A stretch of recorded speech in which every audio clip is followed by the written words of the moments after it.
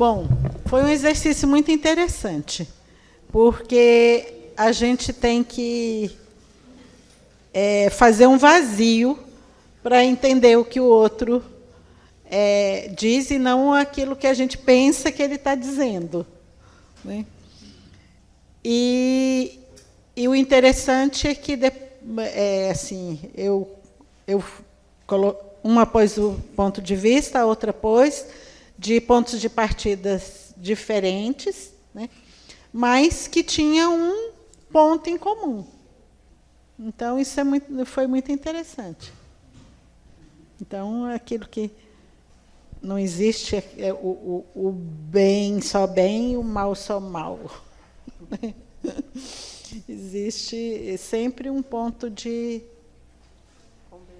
convergência que é preciso realmente fazer um vazio para entender. Eu sou a Maria Elisa, e o ponto em comum que a gente colocou foi a fraternidade. Porque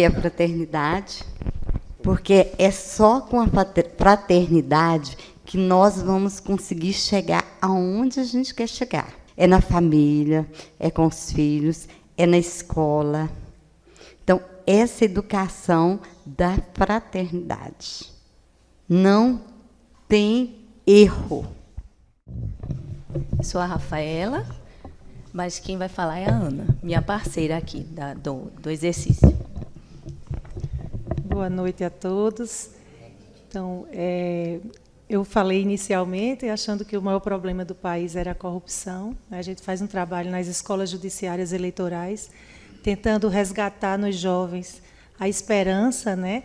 A questão do eu corrupto que cada um jovem, cada um de nós temos, e que era importante fazer um enfrentamento disso desde pequenos, no dia a dia, na escola, no não filar na prova, de não querer levar vantagem nas coisas, enfim. E a gente vê que o país nós vamos ter uma eleição e que esses jovens precisam voltar a acreditar nessa mudança, como protagonistas disso, né? Que eles possam escolher bem seus candidatos e que a gente possa ter, efetivamente, um país melhor, com candidatos com novas propostas e que a gente consiga acabar com a corrupção. E o nosso ponto em comum foi que a colega colocou a questão social, né? A gente acabou que entendeu que a gente se completou, né? O meu pensamento e o dela. E completa aqui, então. A gente viu que o nosso ponto em comum era se complementar.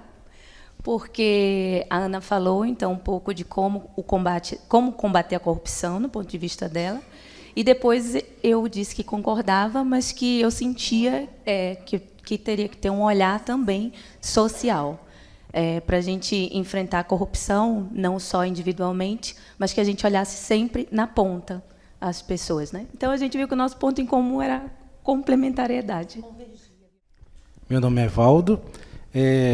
Um ponto assim que foi interessante para nós, com meu colega, que eu acho que é interessante, é a questão da intolerância, mas assim a busca do diálogo e assim tendo como base a fraternidade.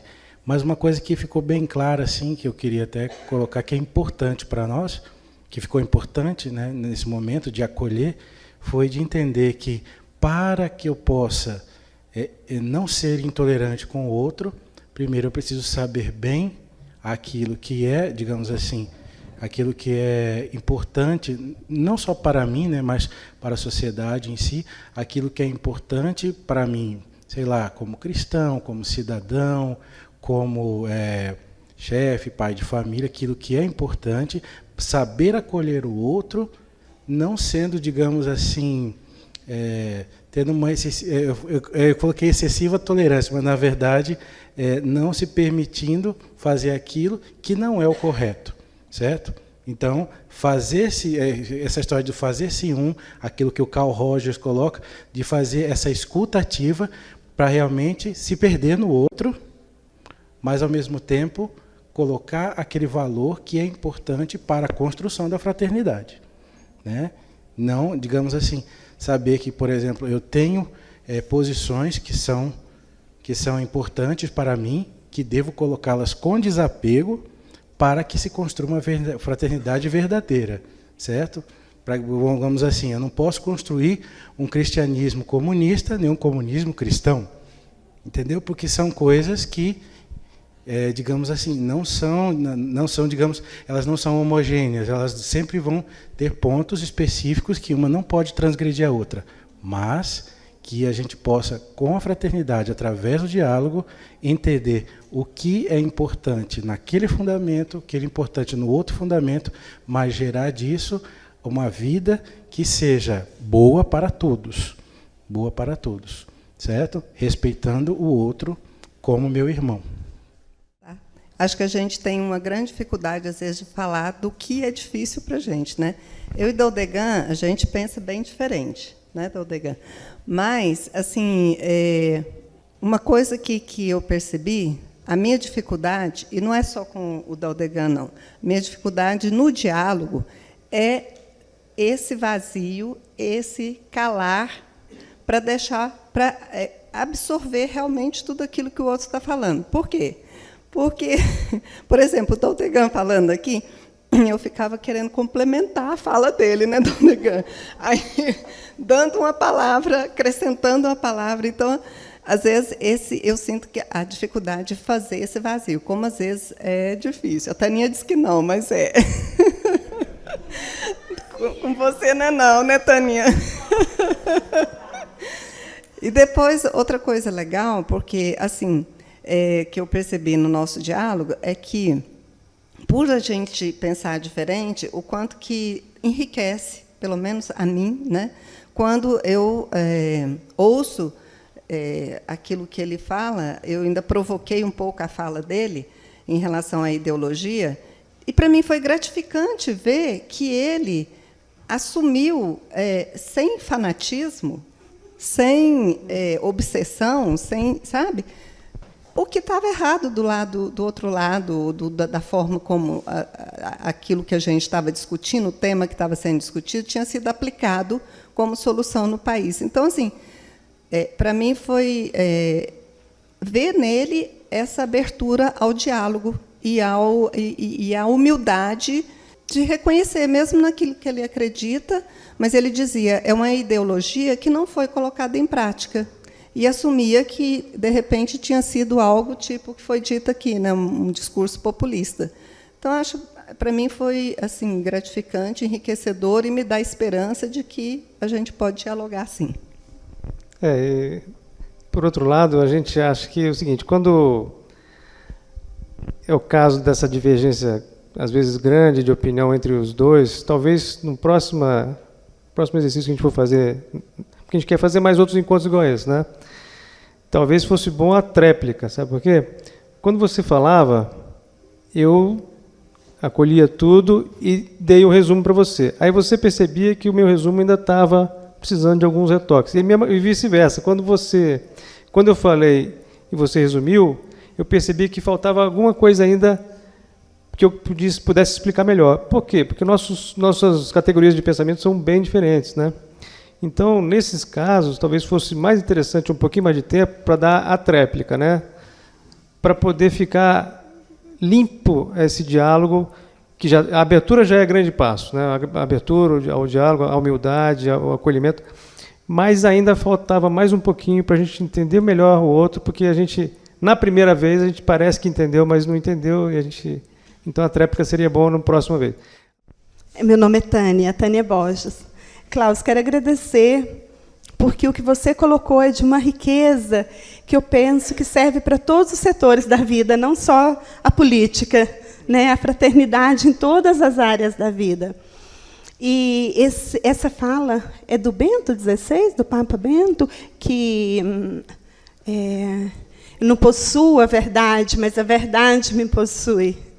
Eu também acho que essa frase, para a gente aprofundar, é uma riqueza assim, de transformação, né? E quando eu fui falar, eu tive essa referência. Eu penso, né, que um grande problema no momento atual é esse, e me coloquei. Mas eu já estava norteada por essa colocação, que é esse o meu ponto de vista, é esse o meu pensamento, e são estas as minhas sugestões de solução, né? E depois eu senti assim, o ouvir, né? Eu acho que é uma prática diária, constante, que faz toda a diferença, né? Na reconstrução, inclusive, da autoestima. E que o ouvir envolve muitas coisas, inclusive a disposição física, o cansaço. Às vezes você está com todo o desejo, com todo o interesse, com todo o amor, né? Mas está cansada. E talvez aquele cansaço não leva a gente a absorver tão bem. Então, assim, eu achei tão bacana com eu e Gilda. E quando eu terminei de falar, ela me colocou isso. Eu falei, olha, que simplicidade bacana, né? Porque às vezes a gente quer enrolar, né? Falou isso, ou então a gente, sei lá, cria tantas coisas, né? Poxa, nem deu importância porque eu falei, né? Nem presta atenção. Não, a pessoa está cansada, né? Tá. Obrigada. Então, eu sou Roberta e, para mim, o exercício maior foi de ouvir acolhendo, mas acolhendo assim verdadeiramente, porque vem um pouco aquele impulso de tentar falar alguma coisa, especialmente porque a sugestão da amiga era na área onde eu trabalho. Então, quando é em algum aspecto que a gente entende um pouquinho mais, a gente tem uma tendência meio que ou defender, ou falar alguma coisa a mais, acrescentar, não, mas não é assim, não é bem assim, enfim. E eu acho que isso realmente não constrói. Então, quando ela dizia a sugestão, e eu pensava, não, mas isso não, mas era de silenciar mesmo todo aquele meu impulso, e mesmo na hora de dizer novamente, de não ponderar aquilo justamente para que com essa humildade também na alma a gente consiga construir realmente o diálogo, assim, que o outro também possa te ouvir, porque de repente se você mostra que você sabe um pouquinho mais às vezes de algum aspecto, parece que você meio que corta também a abertura do outro de continuar debatendo. Vinha um pouco também do que a gente falava na nossa última reunião da presunção, assim, fica parecendo que você é um pouco presunçoso naquele assim, né, naquele ponto de vista.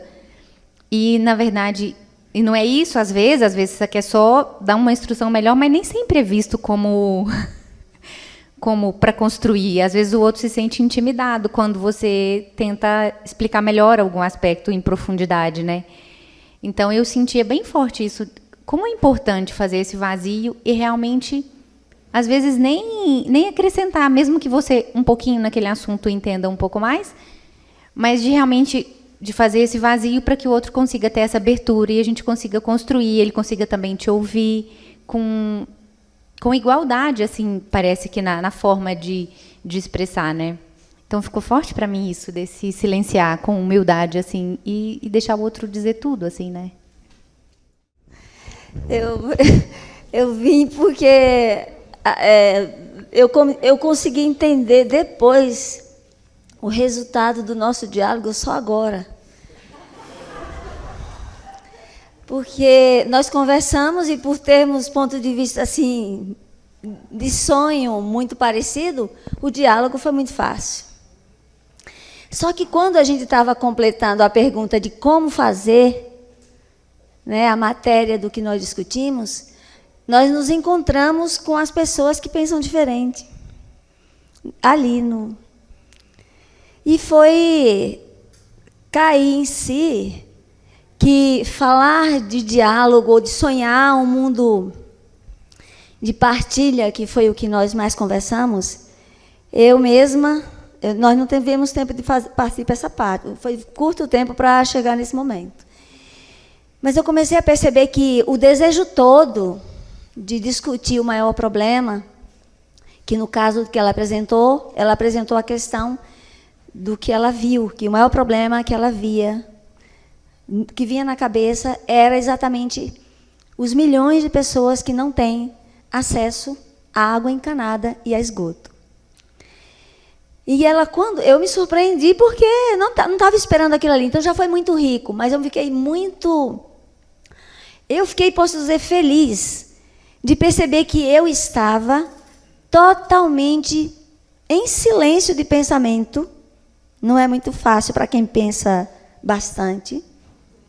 Eu estava em absoluto silêncio. Isso para mim foi uma novidade. Eu estava em absoluto silêncio e tudo que ela falou foi muito novo, porque eu não tinha pensado aquilo. Então, percebi a riqueza do diálogo, que o outro está sendo tocado, muitas vezes não é o seu. Depois, quando eu falei do que me parecia o maior problema do país, eu me encontrei, no fim, com aquilo que eu acredito que foi uma das coisas mais bonitas que eu já vi, que foi o discurso do Papa com os movimentos populares, e que resume teto, terra, trabalho. E quando eu ouvi aquilo ali, eu disse, o povo não tem... assim, o nosso problema é um verdadeiro desejo de partilha.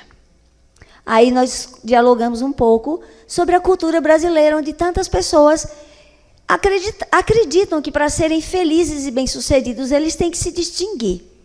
Então, eu não posso ser feliz se eu sou uma pessoa pobre. Eu tenho que me destacar, ser uma pessoa distinta para viver bem. Então, nós conversamos e dialogamos sobre esse conceito de raiz, a gente diz brasileiro, mas a gente sabe que está em tantos países. Então, o diálogo ficou muito rico. Só que depois que a gente estava vendo esse diálogo tão rico, que se resume no encontro do Papa com os movimentos populares, e aí entra o nosso choque, porque quando a gente pensa em movimento popular, a gente se assusta, em geral. Nós nos encontramos com a última parte do diálogo, que é: o que eu faço se eu julgo que o meu desejo de partilhar é tão genuíno e talvez tão mais nobre, quando eu me encontro com pessoas que acreditam que é se distinguindo e dando um pouco do que sobram para os outros cidadãos. Desse diálogo, eu percebi que eu, sim, tenho que trabalhar para que muitas pessoas entendam que a verdadeira riqueza é partilhar. E que nós acreditamos que o maior problema do nosso país é se debater sobre questões de política partidária, por dizer que essa é mais genuína, não é mais genuína. O genuíno é caminhar para o desejo de partilhar. E desejo de partilhar é ter coragem de dizer que, como cidadãos, nós devemos batalhar para que todas as condições mínimas, indispensáveis de vida sejam respeitadas. É a meta, né? Para esse período que nós vamos enfrentar.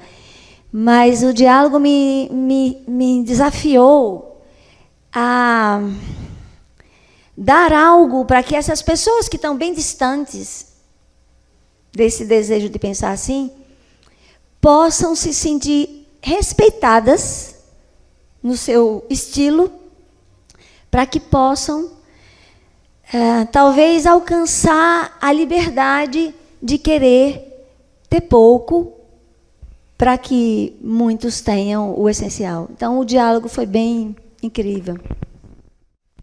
Rafaela, agora é só para agradecer mesmo ao Klaus, porque eu pensei 2 vezes antes de vir. Mas eu vou dizer por que eu pensei 2 vezes. Porque é um objeto de estudo já meu, a fraternidade. Então, eu já estudo há muitos anos, junto com outros operadores. E eu disse, mas o que de novo eu vou receber? Já pensei assim, né? A presunção. Aí eu disse, não, mas eu tenho que realmente me esvaziar e ver lá o que seria de novo. E eu vim esperando algo que eu recebi.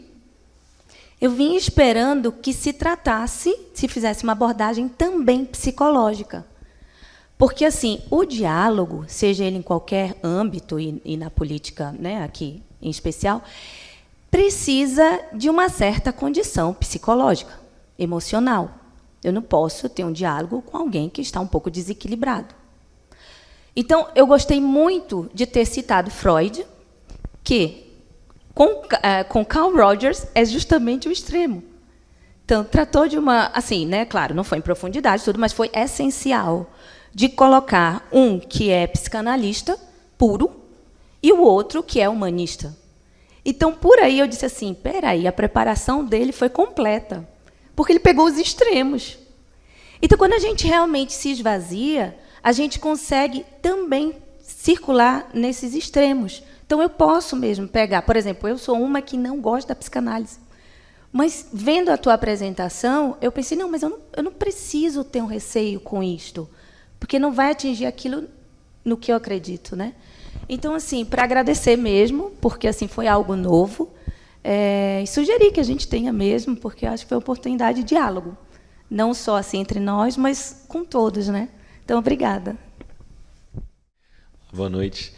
Como o Daldegan falou, meu nome é Adam, e assim, mais para colocar um pouco essa da experiência de, infelizmente, não estar com vocês desde o início, ter chegado um pouco mais tarde, né? Mas de já na prática, né, perceber o quanto que nessa experiência do diálogo, né, a gente pode ser rico no se esvaziar e também no acolher, né, e ser acolhido, né, também. Então, realmente o diálogo foi muito interessante. Acho que um pouco também da experiência de... Porque no problema que foi colocado, né, que eu tinha que ouvir, era um problema que toca um pouco também a minha área profissional. E aí, assim, aí é realmente essa coisa de se esvaziar por completo, né, e procurar ouvir. Da mesma forma que também eu fui acolhido, né, já que eu já fui... Primeiro eu falei e depois eu ouvi. Então, mas foi muito interessante também essa experiência. Por isso, né, mas não só, né, mas de perceber depois... Né, tanto no resumo que foi feito logo depois, né, daquilo que eu tinha falado, né, mas como o Evaldo, que veio aqui também, falou um pouco, né, que foi uma coisa muito abstrata como ideia, né, mas que ele pôde perceber das duas vezes, né, o quanto que ele acolheu. Né. Então, de perceber isso, né, talvez da gente não ter receio, às vezes, de colocar, de se abrir, e também de perceber o quanto que também a gente pode... cada vez mais se exercitar nessa experiência de se esvaziar, em vários sentidos, né? Seja no se esvaziar com relação às ideias de identidade como profissional, mas também como pode-se dizer também, como em cristão, né? De perceber também o cristianismo em perspectivas diferentes, né? Ou visão de mundo diferente. Eu acho que é uma experiência muito rica, né? Muito rica mesmo. Então, só para compartilhar um pouco como que foi para mim, né? A conversa com o meu parceiro, o Roberto, foi uma conversa assim, sem sobressaltos, quase que uma conversa de compadres, porque nós temos algo em comum, nós tivemos uma experiência política partidária. Ele foi candidato a deputado estadual e eu fui vereador, mesmo partido até. Então...